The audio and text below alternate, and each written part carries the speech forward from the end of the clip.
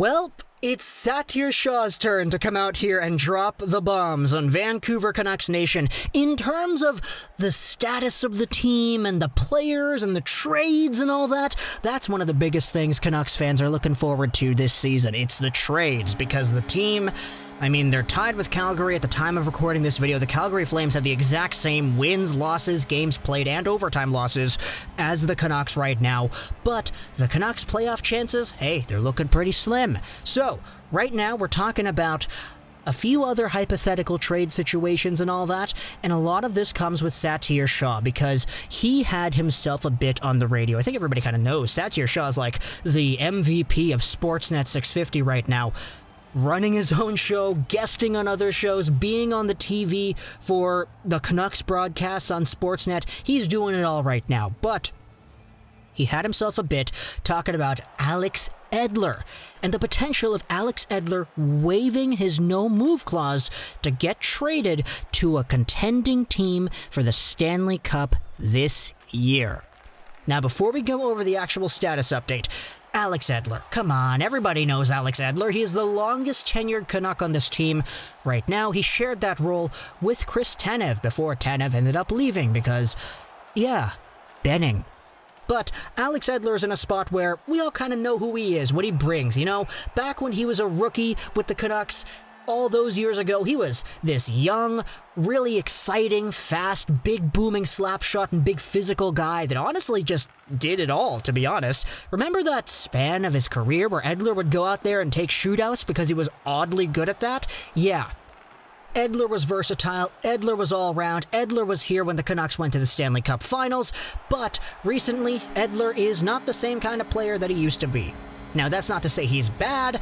There are still a lot of really good veteran decision-making like qualities that Edler does bring to this team that I think if you tried to replace Edler with, a Jordy Ben every night or any of the other Utica Comets defensemen that we have that are on the taxi squad right now, they wouldn't be able to do as good of a job. Now, Edler, he is slower than he was before. He is less physical than he was before. His shot doesn't hit the net nearly as much as it used to.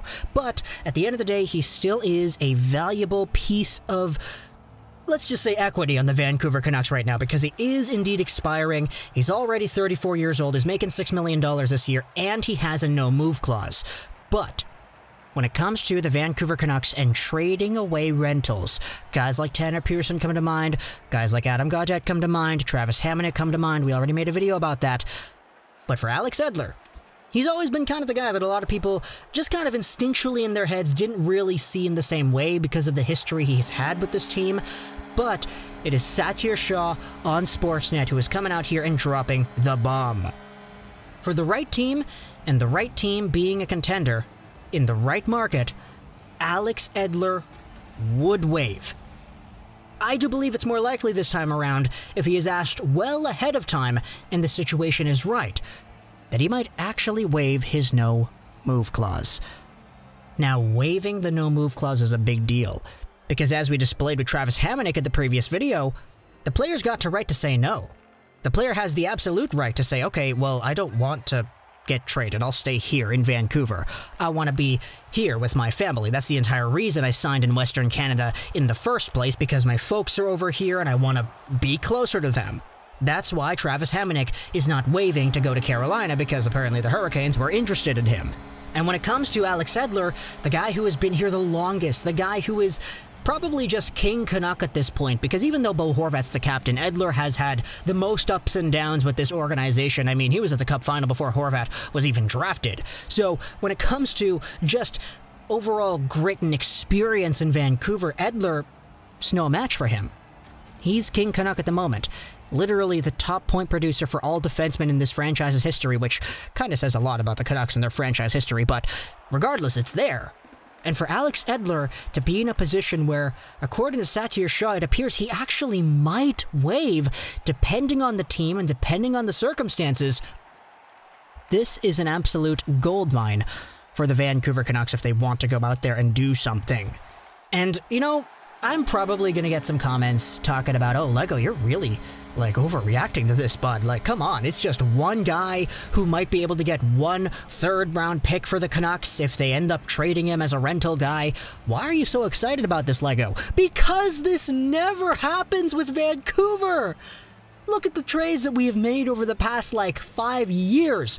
We've made so many hockey trades, Tanner Pearson for Goodbranson, which in hindsight was a good trade.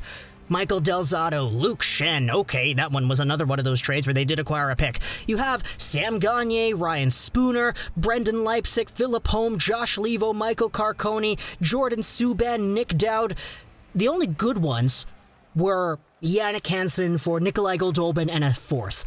That one didn't work out so well. I mean, Goldolbin was okay with Pedersen, but now he's in Russia doing his thing in the KHL. Burrows for Dahlin. On paper, that was a great trade because Dahlin, young prospect, Burrows, an older guy. He went on to the Stanley Cup semifinals with the Senators that year. Awesome.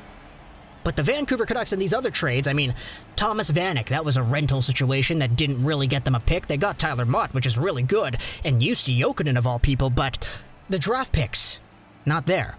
We had ourselves a few other trades where the Canucks end up sending away draft picks. JT Miller, hey, there's no more first over there. Tyler Toffoli, a 2nd-round pick, gone.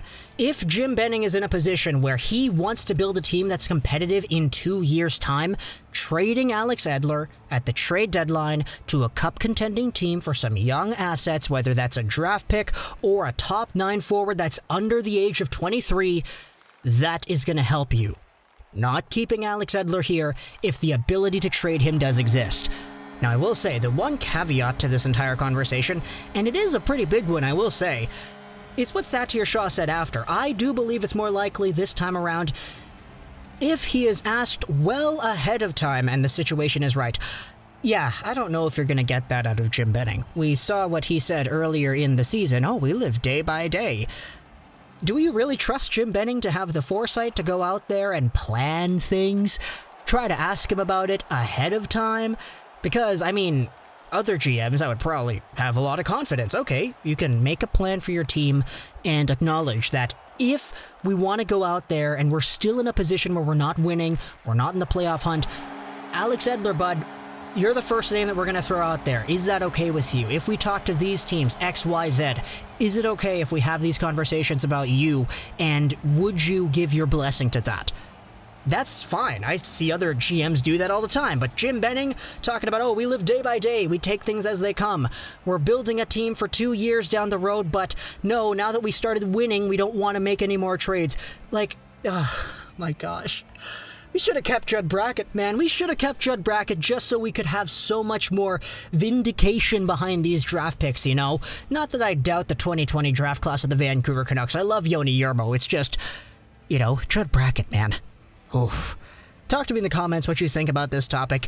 I know I'm exaggerating. Don't get me wrong. I know that. It's just the Canucks never do these moves where they send out players that are expiring for draft picks, that just the possibility that we might see one of these, or at the very least it seems possible that one of these players with an NMC, because we have so many of these players, would actually waive, that it's mind-blowing to me, man. So talk to me in the comments what you think. I hope you enjoyed this video.